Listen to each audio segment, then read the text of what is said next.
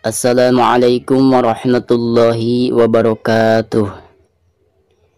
Baik sahabat semuanya, sekarang kita akan belajar menerapkan hukum tajwid ke surah Al-Balad.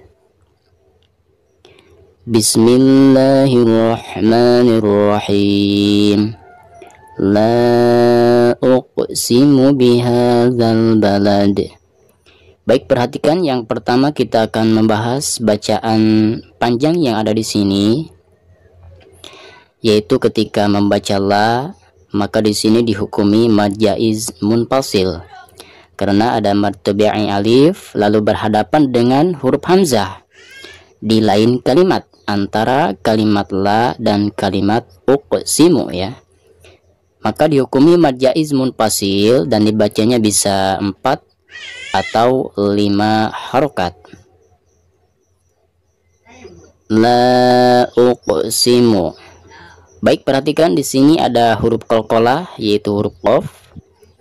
Sekaligus posisinya ada di tengah-tengah bacaan dan ketika sukun ya, maka dihukumi qalqalah sugro dan dibacanya itu harus dipantulkan dengan suara pantulan yang tipis. Uqsimu biha, ketika membaca haknya di sini dipanjangkan 2 harokat karena dihukumi mad tabi'i ya. Bihadzal alif lam qamariyah karena ada tanda sukun di atasnya ya, di atas lamnya seperti ini. Keterangannya bila mana ada alif lam lalu berhadapan dengan salah satu huruf qamariyah di sini huruf ba, maka lam tersebut harus dizohirkan ya atau harus dibaca. Dan berikutnya di ujung ayat ini ada huruf qalqalah yaitu huruf dal, maka ketika diwakofkan itu harus disukunkan disertai dengan pantulan yang tebal ya karena dihukumi qalqalah kubro. La uqsimu bihadzal balad, seperti itu. Baik, selanjutnya wa anta hillum bihadzal balad. Baik, perhatikan di sini ada nun sukun atau nun mati lalu berhadapan dengan salah satu huruf ikhfa di sini huruf ta, maka cara membaca nun sukun tersebut itu harus disamarkan ya. Wa anta, seperti itu. Hillum, di atas lam ada tanwin dhammah tain lalu berhadapan dengan huruf ba, maka dihukumi iqlab ya. Jadi cara membaca tanwin yang ada di atas lam tersebut itu berubah menjadi mim sukun ya. Hillum, seperti itu.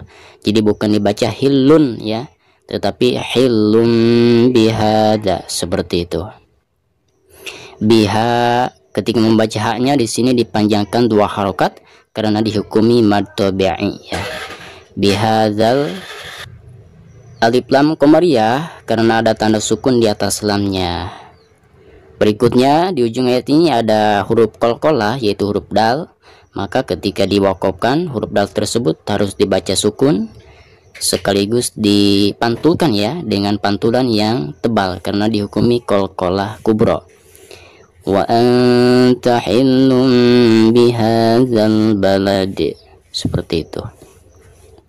Berikutnya wa walidi wa ma walad. Perhatikan ketika kita membaca wa yang kedua, wa, maka di sini dihukumi mad tabi'i dan dibacanya harus dipanjangkan 2 harokat ya. Wa walidiu, dan di bawah tanwin atau di bawah dal tersebut ada tanwin kasrotain lalu berhadapan dengan salah satu huruf idgham ya, di sini huruf waw dan termasuk idgham bigunah ya. Nah, maka cara membaca tanwin yang ada di bawah dal tersebut itu harus dimasukkan langsung ke huruf wawnya ya.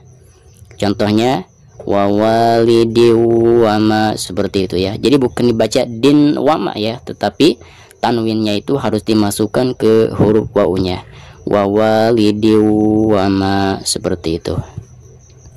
Adapun ketika membaca wama di sini dihukumi mad tabi'i dan dipanjangkan 2 harokat karena ada fathah lalu berhadapan dengan alif ya.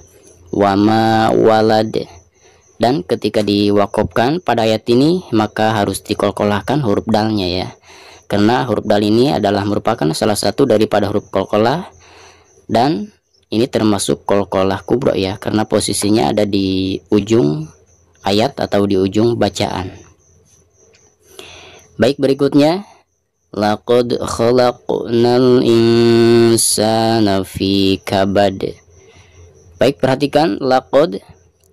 Di sini ada huruf dal yang merupakan salah satu daripada huruf qalqalah, sekaligus posisinya ada di tengah-tengah bacaan ya, dan ketika sukun maka dihukumi qalqalah sugro ya, dan dibacanya harus dipantulkan dengan suara pantulan yang tipis ya. Laqad khalaqna. Nah, ini juga sama, huruf qalqalah posisinya ada di tengah-tengah bacaan, dan ketika sukun maka dihukumi qalqalah sugro. Cara membacanya harus dipantulkan dengan suara pantulan yang tipis ya. Khalaqnal, alif lam qamariyah karena ada tanda sukun di atas lamnya. Insana, nun sukun lalu berhadapan dengan salah satu huruf ikhfa, di sini huruf sin, maka cara membaca nun sukun tersebut itu harus disamarkan. Insa, seperti itu ya. Insa dibaca 2 harokat karena dihukumi mad tabi'i ya. Fi, nah ini juga sama, dihukumi mad tabi'i karena ada harkat kasroh fi lalu berhadapan dengan ya ya, ya sukun. Kabad, ketika diwakofkan maka huruf dal tersebut harus dipantulkan dengan suara pantulan yang tebal karena dihukumi qalqalah kubro ya. Laqad khalaqnal insana fi kabad, seperti itu. Baik, selanjutnya ayahsabu an lan yaqdiru alaihi ahad. Baik, perhatikan di sini ada nun sukun atau nun mati lalu berhadapan dengan salah satu huruf idgham ya, di sini huruf lam dan termasuk idgham bila gunah ya. Maka cara membaca nun sukun yang ada di sini itu harus dimasukkan langsung ke huruf lamnya, Allah ya. Jadi bukan dibaca an la ya, tetapi nun sukun tersebut harus dimasukkan ke huruf lam. Al-yaqdiro. Nah, ini juga sama, nun sukun lalu berhadapan dengan salah satu huruf idgham, namun di sini huruf idghamnya iya ya, dan termasuk idgham bigunah. Maka cara membaca nun sukun yang ada di sini itu harus diidghamkan ke huruf ya yang ada di depannya ya, disertai dengan gunah. Layak, seperti itu. Layak. Adapun huruf qalqalah bila mana posisinya ada di tengah bacaan, sekaligus ketika sukun maka dihukumi qalqalah sugro ya. La yaqdiru alaihi ahad. Ketika diwakofkan maka huruf dal tersebut harus dipantulkan dengan suara pantulan yang tebal karena dihukumi qalqalah kubro. Alasannya huruf qalqalah posisinya ada di ujung kalimat atau di ujung ayat ya. Baik, selanjutnya yaqulu ahlaktu malan lubada. Yaqu ada harkat domah qaf lalu berhadapan dengan waw sukun maka dihukumi mad tabi'i ya. Cara membacanya 2 harokat. Yaqulu ahlaktu ma. Ketika membaca maknya di sini dipanjangkan 2 harokat karena dihukumi mad tabi'i ya. Malal. Perhatikan di atas lam ada tanwin fathah tain lalu berhadapan dengan huruf idgham, di sini huruf lam. Maka cara membaca tanwin yang ada di atas lam tersebut itu harus dimasukkan ke huruf lamnya ya, yang ada di depannya tanpa gunah karena ini dihukumi idgham bila gunah, seperti itu. Malalu bada, seperti itu. Adapun di sini dihukumi mad iwad ya, karena tanwin fathatain posisinya ada di ujung bacaan ya ketika diwakofkan. Maka cara membacanya pertama hilangkan suara tanwinnya lalu digantikan dengan bacaan mad 2 harokat. Malalu bada, seperti itu. Baik, selanjutnya ayahsabu an lam yarahu ahad. Perhatikan ada nun sukun atau nun mati lalu berhadapan dengan salah satu huruf idgham, di sini huruf lam. Maka cara membaca nun sukun yang ada di sini itu harus dimasukkan ke huruf lam ya. Tanpa guna karena ini dihukumi idgham bila guna. Al-lam seperti itu ya. Al-lam yarahu. Mim sukun berhadapan dengan huruf hijaiyah selain huruf ba dan huruf mim, maka dihukumi izhar syafawi ya. Yarahu. Adapun cara membaca hak domir di sini ini dihukumi mad silah tawilah ya, karena hak domir berhadapan dengan huruf hamzah dan cara membacanya itu bisa 5 harokat ya. Alam yarahu ahad. Huruf qalqalah posisinya ada di ujung bacaan, maka dihukumi qalqalah kubro dan cara membacanya itu harus dipantulkan dengan suara pantulan yang tebal ya. Ayahsabu an lam yarahu ahad. Seperti itu. Baik, selanjutnya alam naj'al lahu 'ainain. Alam naj'al.